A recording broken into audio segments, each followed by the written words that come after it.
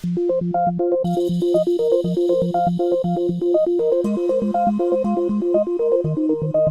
यहाँ पे देख रहे हैं insertion of recombinant DNA into the host cell और ऑर्गेनिज्म, ठीक है। तो आप जो इंसर्शन कर रहे थे होस्ट सेल और ऑर्गेनिज्म के अंदर, तो कैसे कर रहे थे? आपने उसको ट्रांसफॉर्मेशन बोला था और आपने होस्ट के अंदर उसको क्या किया था, इंसर्ट किया था। कैसे करेंगे? लाइगेटेड मतलब जो जोड़ा हुआ DNA. There are several methods of introducing the ligated DNA जो जोड़ा गया है with the help of enzyme ligase into recipient cells. Recipient cell मतलब होस्ट सेल ही होता है। Recipient cells, after making them competent to receive, take up DNA present in its surrounding. So, if a recombinant DNA bearing gene for resistance to an antibiotic, that is ampicillin, is transferred into E. coli cells, the host cells become transformed into ampicillin resistant cells. याद आया?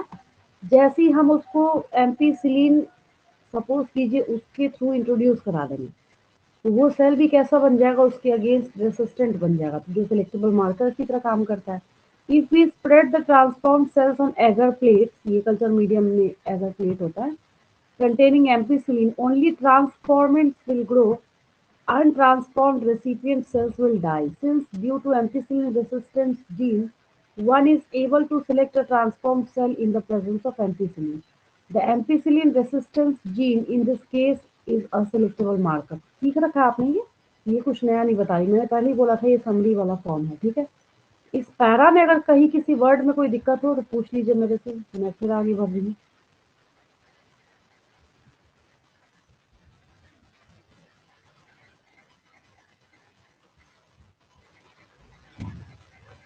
इस para में कोई दिक्कत किसी को?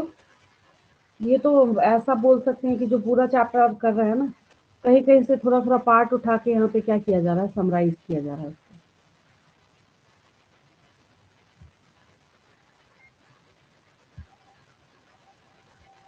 अब देखिए आगे है उसके, obtaining the foreign gene product. Obtaining the foreign gene product, अब इसको समझिए ध्यान से। आपने पूरी बायोटेक्नोलॉजी अप्लाई करी, वहां तक सही है, वो भी सही है,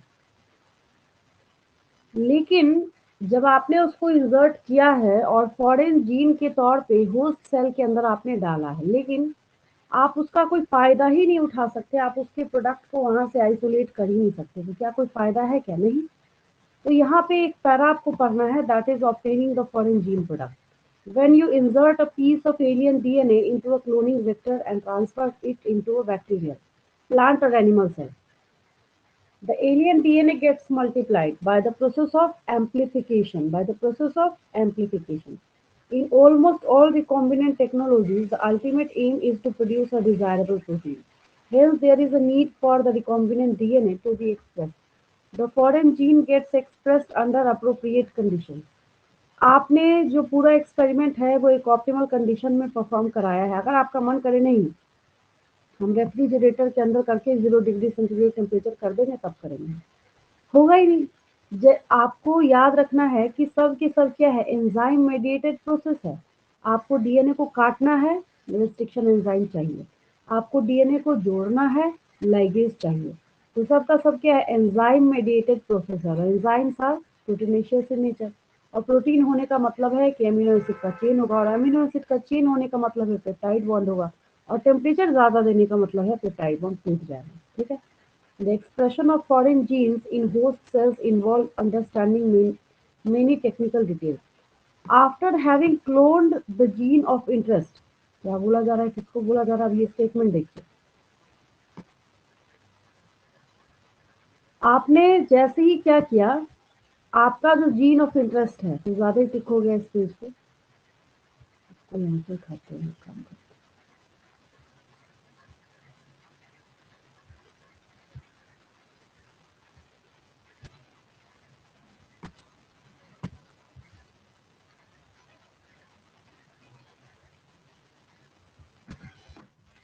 देखिए आपका डिजायर्ड जीन ये था, डीएनए जो फॉरेन डीएनए आपने लिया। अब आप आपका मन करे कि इस पूरे को उठा के हम इसी फॉर्म में यहाँ पे जोड़ेंगे, ऐड करेंगे, सवाल तो उठता नहीं, पॉसिबल तो है नहीं, इम्पॉसिबल। तो आपने काट पीट करके जैसे भी पॉसिबल हुआ आपने इसको फ्रेगमेंटेड किया, फिर आपने उसको इसमें जोड़ा, यहाँ तक भी ठीक है। लेकिन जोड़ना भी सफिशिएंट नहीं है अगर आप उसको होस्ट ऑर्गेनिज्म के अंदर ट्रांसफर नहीं कर सकते। फिर और चैलेंजिंग जॉब बढ़ा के आया कि आपको इसको होस्ट ऑर्गेनिज्म के अंदर ट्रांसफर करना है। यहाँ आपने क्या किया, होस्ट ऑर्गेनिज्म के अंदर आपने इसको ट्रांसफर कर दिया। तो आप जो अब एम्पलीफाई कराइएगा इसको, ये एम्पलीफिकेशन जो आप इसका कराएंगे, जो कॉपीज बना रहे हैं यहाँ पे, तो ये तो है तो आप ही का जीन ऑफ इंटरेस्ट ना। तो स्टेटमेंट देखिए, after having cloned the gene of interest and having optimised the conditions to induce the expression of the target protein, one has to consider producing it on a large scale. अब पता चला कोई क्या कर रहा है, उसमें बहुत सारे करोड़ों रुपए खर्च कर रहा है, कोई घर में रखने के लिए तो करेगा नहीं, उसको एक बड़े, जैसे इंसुलिन का वैक्सीन, सबसे पहले वैक्सीन नहीं बोल सकते उसको, इंजेक्शन है वो, डेली लेना पड़ता है, डेली डोज है वो, जिसको भी इंसुलिन का इंजेक्शन लिखा जाता है। ऐसा नहीं डॉक्टर ने बोला महीने में एक बार लीजिए, उससे 5 साल तक आप डायबिटीज से बच जाइए, तब वैक्सीन होता है। अभी क्या, ये इंजेक्शन है, ठीक है। Can you think of any reason why there is a need for large scale production? हम लोग वही डिस्कस ही कर रहे हैं। हाँ, तो इंसुलिन वाले एग्जाम्पल पे थे हम लोग। अब जब बनाया किसी ने, जब किसी ने बनाया तो बनाते वक्त क्या सोचा होगा, अच्छा ठीक है हमने बना लिया, बहुत अच्छी डिस्कवरी करी। ऐसा तो नहीं है कि उसको बुक में लिख के और सोचा कि अच्छा ठीक है रहने देते हैं, इसका कोई यूज नहीं है। उसको बड़े कमर्शियल स्केल पे बनाया, बनाने के बाद सारी चीजें आएंगी अभी। बनाने के बाद क्या किया, उसकी लैब टेस्टिंग करी। लैब टेस्टिंग करने के बाद क्या करेंगे, उसको बाहर किसी ऑर्गेनिज्म पे पहले, क्योंकि मेडिसिन और दवाएं जो है वो ज्यादातर तो ह्यूमन ही यूज करते हैं, तो उसको मैमल से मिलते जुलते, मतलब मैमल से मिलते जुलते नहीं, जो मैमल्स होते हैं जैसे माउस हो गया, रैबिट हो गया, मंकी हो गया, इन सब के ऊपर उसको क्या किया जाता है, चेक किया जाता है, सेफ्टी टेस्टिंग देखी जाती है, ठीक है। सेफ्टी टेस्टिंग करने के बाद फिर उसको मार्केट में लॉन्च किया जाता है। मार्केट में लॉन्च किया जाता है तो जब डिमांड बहुत ज़्यादा हो तो इनकम भी उतनी ज़्यादा हो जाती है। तो लार्ज स्केल प्रोडक्शन क्यों करते हैं, तो इतनी मेहनत ही तो करी है लार्ज स्केल प्रोडक्शन करने के लिए, ठीक है। If any protein encoding gene is expressed in a heterogeneous host, sorry heterologous host, इसको अंडरलाइन करेंगे, हेट्रोलोगस होस्ट। बच्चे पूछते मैम इसका मतलब क्या है, इसका मतलब भी आपको वापस इसी डायग्राम से समझ आएगा। अब एक बात बताइए, ये वेक्टर तो ठीक है कि ये वेक्टर जो है आपने लिया किसका, इकोलाई का। तो आपने जिस इकोलाई के अंदर से इस वेक्टर को निकाला था, तो आपने तो इस फॉरेन डीएनए को, जो कि इसका है ही नहीं, इस वेक्टर का ये वाला फॉरेन डीएनए तो नहीं है ना, हमने जबरदस्ती क्या किया, इसको इसके अंदर डाल के कॉस्मेट हमने बना दिया। तो अब ये कॉस्मेट जो है ये तो बोल नहीं सकता कि ये मैं इसी की बॉडी का हूँ, और ये बैक्टीरिया भी नहीं बोल सकता कि मेरा जेनेटिक मटेरियल है। मतलब क्या हुआ, यहाँ आप अपने रेस्पेक्ट में देख रहे हैं। अपने रेस्पेक्ट में बोलने का क्या मतलब है, जो फॉरेन डीएनए है, क्या है, फॉरेन डीएनए। तो फॉरेन डीएनए जो यहाँ आपके पास अवेलेबल है, ये फॉरेन डीएनए इस ऑर्गेनिज्म के लिए तो हेट्रो, हेट्रो मतलब डिफरेंट होता है। हेट्रोलोगस होस्ट हुआ ना, जैसे इंसुलिन के केस में मैं आपको चैप्टर 12 में पढ़ाऊंगी, तो पिग के गट में से जीन्स को निकाला जाता है जिससे इंसुलिन बनाया जाता है। तो पिग और बैक्टीरिया दोनों एक ही है क्या, अलग अलग? तो यहाँ पे हम लोग टर्म कौन सा इस्तेमाल करते हैं, heterologous host. It is called recombinant protein. उसका नाम क्या हो गया, अब जैसे इंसुलिन का ही एग्जांपल दे, इंसुलिन क्या है, प्रोटीनेशियस नेचर में। The cells harboring cloned genes of interest may be grown on a small scale in the laboratory. The cultures may be used for extracting the desired protein and then purifying it by using separation technique. ठीक है, फिर क्या कीजिएगा, आप इसको purify कीजिएगा। The cells can also be multiplied in a conditions continuous culture system wherein the used medium is drained out from one side while fresh medium is added from the other to maintain the cells in their physiologically। आगे देखते हैं हम लोग।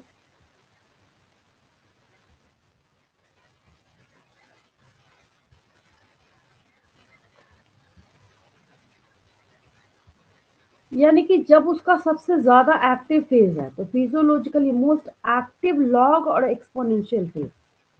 Chapter 13 में आपको याद होगा मैंने ग्राफ कराया आपको, उसमें आपने देखा था कि जे शेप्ड कर्व जो है वो क्या कर रहा है, एक्सपोनेंशियल ग्रोथ रेट शो कर रहा है।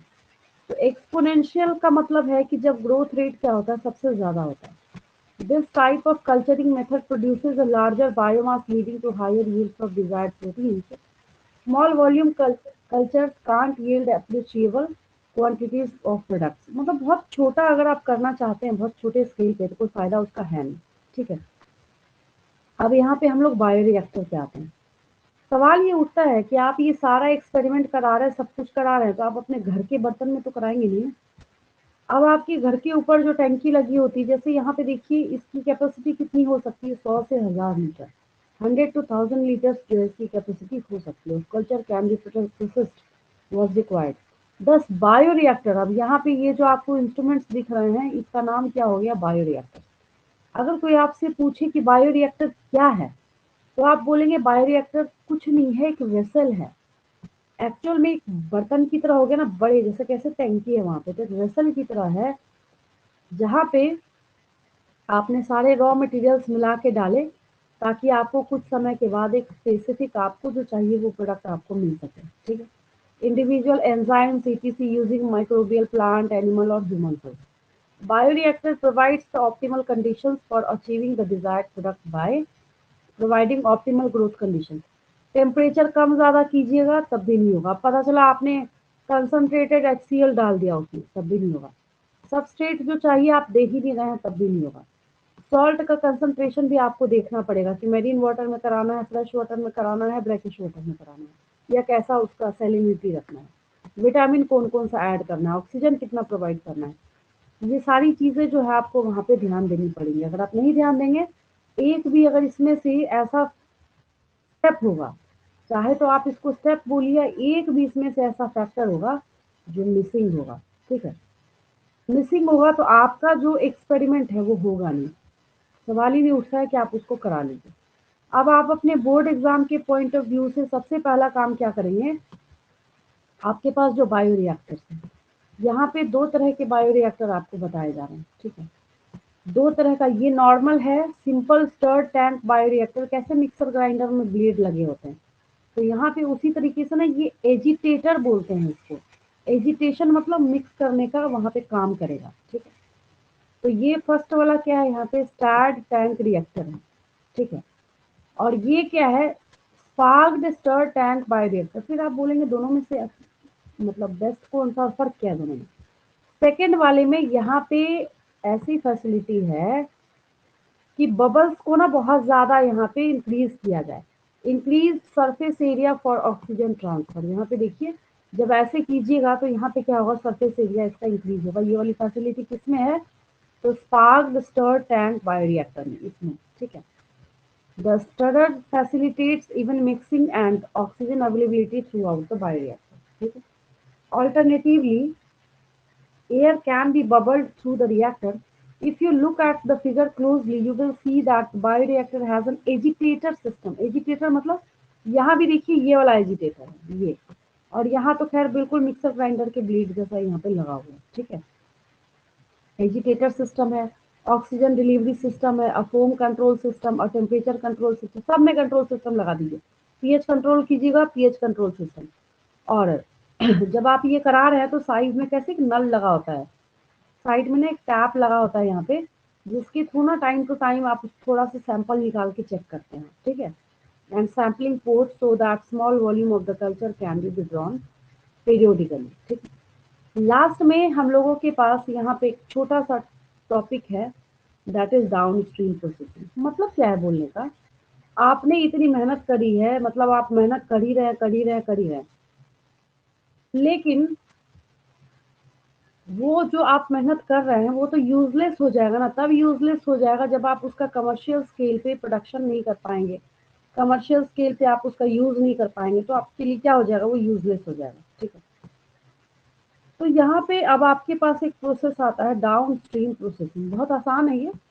डाउन स्ट्रीम प्रोसेसिंग का मतलब हो गया कि आखिर तो हम इतना प्रोसेस इसलिए अप्लाई कर रहे हैं ना यहाँ पे, ताकि हम क्या कर सके, सेपरेशन एंड मतलब कीवर्ड क्या है, अगर आपको एग्जाम में आया तो अगर आपने सेपरेशन एंड प्यूरिफिकेशन नहीं लिखा आपको नंबर नहीं मिलेगा।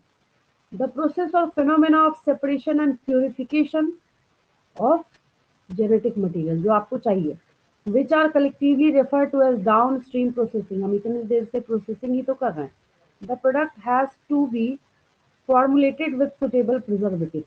Such formulation has to undergo through clinical trials। अब इतना आसान तो है नहीं, आपने सपोज कीजिए इंसुलिन का जो प्रोडक्ट है बना के तैयार कर लिया, ऐसा तो है नहीं कि कोई साइड इफेक्ट हो आप लगातार उसको मार्केट में लॉन्च कर दीजिए। तो स्ट्रिक्ट क्वालिटी कंट्रोल टेस्टिंग सबसे पहले करना पड़ता है for each product. Quality control testing vary from product to product. हर प्रोडक्ट टू प्रोडक्ट क्या करता है, ये वैरी करता है और अलग अलग तरीके से आपको वहाँ पे सेफ्टी टेस्टिंग जो है वो करनी पड़ती है। ठीक है, काफ़ी पहले से हमने इस चैप्टर को स्टार्ट किया था, बहुत पहले से, मेरे ख्याल से हमने इसको दशहरे के पहले से स्टार्ट करके रखा हुआ।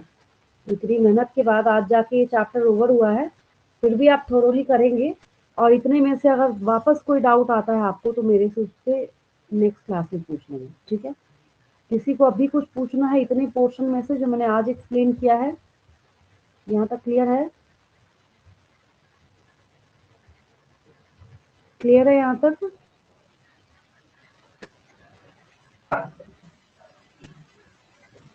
चलिए लीव करूँ मैं?